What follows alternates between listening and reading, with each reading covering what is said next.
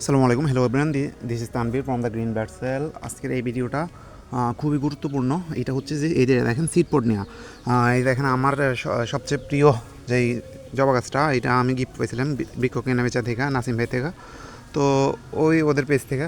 তো এটাতে ছিল সিড পড ছিল, ওইটা আমি জানতাম না, ঠিক আছে। তো জানতাম না, এখন দেখি যে সিড পড আছে আর গাছ বেশি বড় হচ্ছে না, মানে জোফালাই হচ্ছে। তো এই গাছটারে আমি আসলে বড়ই করতে যাচ্ছি এখন। এই গাছটায় যেহেতু এই সিড পটটা আছে, সিড পটটা থাকার কারণে এই গাছ আর বড় হবে না। মানে এই দেখেন, এই সিড পটটাই হচ্ছে একটা মরণ ফাঁদ। এইটা গাছরে আপনার গাছ টিকে থাকবে, বুঝছেন, আপনার গাছ 2-4 বছরও টিকে থাকবে, সমস্যা নাই। কিন্তু 2-4 বছর পরে এ আর বড় হবে না, এরপরে একটা সময় মারা যাবে। তো সাধারণত সব জিনিসে মারা যায়, ঠিক আছে। কিন্তু এই যে সিড পটগুলো এগুলো দেওয়া হয় দুইটা কারণে। একটা কারণ হচ্ছে যে অনেক দূর থেকে আসে, তো এগুলো ধরেন এটা ইন্ডিয়া থেকে আসে, ইন্ডিয়ার পুনে থেকে। তো এটা ইন্ডিয়ার পুনে থেকে আসে দেখে এটাতে পুনে বনসাই জবা বলা হয়। তো পুনে জবা আর কি বনসাই বলা হয়, কারণ এই যে সিড পট দেওয়া থাকে, সিড পটের কারণে সে তো বড় হইতে পারে না, এই জন্য বনসাই। তো এই মানে লং ডিস্টেন্সের থেকে আসার জন্য এই গাছগুলারে আপনার এই সিটপটগুলো দেওয়া হয়। সিটপটগুলো দেওয়ার কারণে গোড়ার মাটি নড়ে না এবং শেকড় ভালো হয়, ঠিক আছে। তো আপনার ওই হাইড্রোলিক পদ্ধতিতে, এই পদ্ধতিতে আপনার এই গ্রিন হাউসগুলোতে সিটপটের উপর গাছ করা হয় এবং ওইখানে অনেক বেশি শেকড় আসে, ঠিক আছে। তো ওই পদ্ধতিতে আপনার এই জবা, তারপরে দিয়ে আপনার কামিনী, তারপরে দিয়া আরেকটা গাছ আছে, ওগুলোতে সব সময় করা হয়। তো এগুলো করা হওয়ার কারণ হচ্ছে যে লং ডিস্টেন্স থেকে আনতে গাছ মারা যায় না, গাছের গোড়ার মাটি নড়ে।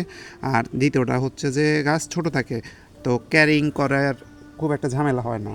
তো এইটা এখন আমি কেটে দিব, ঠিক আছে। এটা কেটে না দিলে আমার গাছটা বড় হবে না। আর এটা কাটার পরে আমি এই গাছের কিছু পাতা ছেটে দিব, কারণ অনেকগুলো শেকড় নষ্ট হয়েছে। তো অনেক শেকড় নষ্ট হইলেও দেখেন প্রচুর শেকড় আছে, এই শেকড়গুলোরে ড্যামেজ না কইরা এই যে গাছটা আমি এখন রিপোর্ট করার চেষ্টা করব। আর এখন যেহেতু বৃষ্টি হইতেছে না আমাদের এখানে, গত 3 দিন রোদ ছিল, আজকেও রোদ আছে। তো আমি চিন্তা করতেছি এখনই করে ফেলি।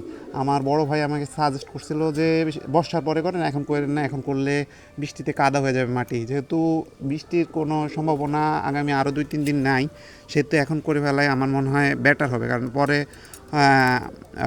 আসলে বর্ষার পরে আবার আমার সব গাছ রিপোর্ট করতে হবে, তখন একটু বেশি ঝামেলা হয়ে যাবে।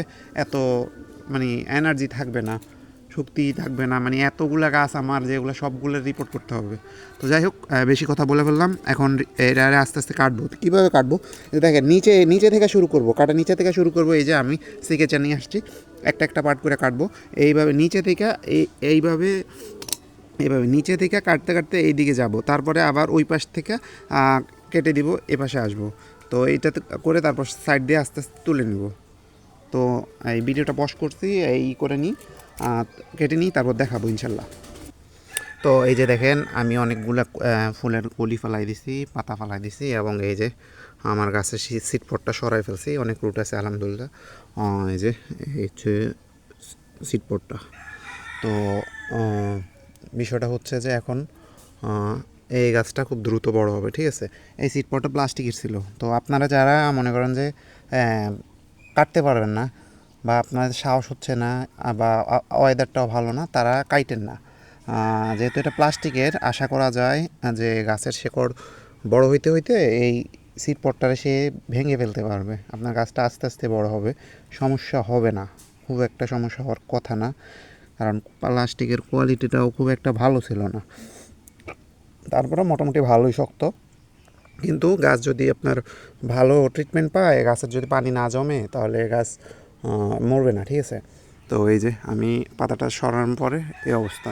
তো এই যে কলি সব ফালাই দিছি, খুব কম কলি আছে, মানে এত ছোট ছোট কলি আছে যে কলিগুলারে আপনার ফালার মতো, ফেলে দেওয়ার মতো কোনো নাই, সুযোগ নেই।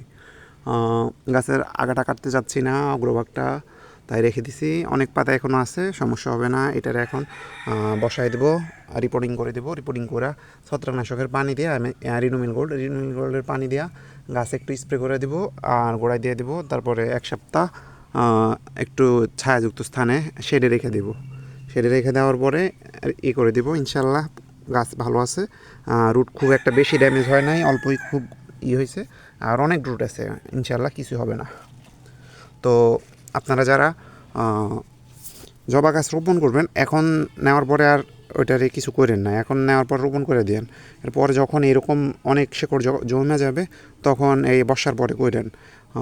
আমি এখন করতেছি কারণ আমার গাছে অনেক শেকড় আছে অলরেডি মাশাআল্লাহ, এবং আমার এই মুহূর্তে বৃষ্টি হইতেছে না এবং আগামী 2-3 দিনও বৃষ্টি হওয়ার সম্ভাবনা নাই। সম্ভবত আগামী সপ্তাহ থেকে আবার বৃষ্টি শুরু হবে ধারণা করতেছি। আল্লাহ ভালো জানেন, ওয়েদারের মালিক আল্লাহ, সব কিছুর মালিক আল্লাহ, তো আল্লাহই ভালো জানেন কখন হবে না হবে। তো এটা এখন ছায়ায় থাকবে, সমস্যা নাই।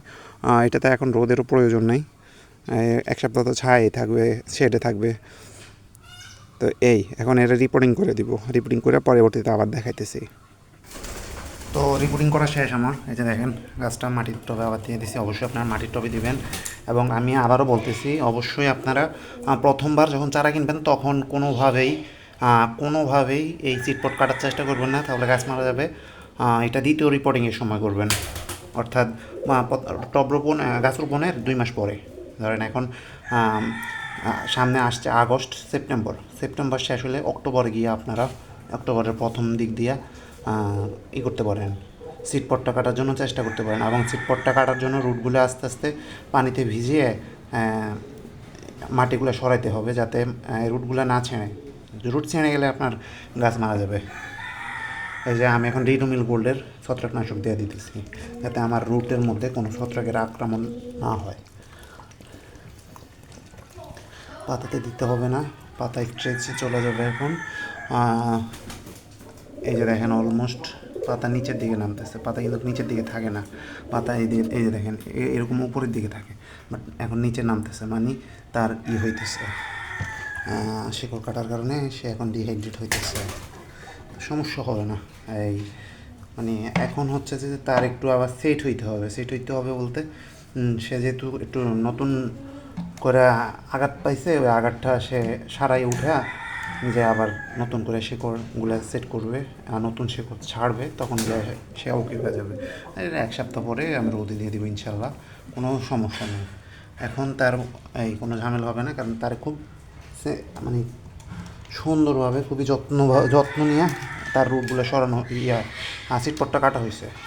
এই যে দেখেন পাশে হচ্ছে আমার কিছু রোপণ করছিলাম, ড্রাগনের কাটিং রোপণ করছি, ওইটার চারা হয়ে গেছে। এটা হচ্ছে আপনার নাম জানি কি, পালোরা, এটা ফেলে দিব, এমনি রাখছি, এটাতে চারা হয়ে গেছে। এগুলো থেকে হয়তো চারা হয়ে গেছে।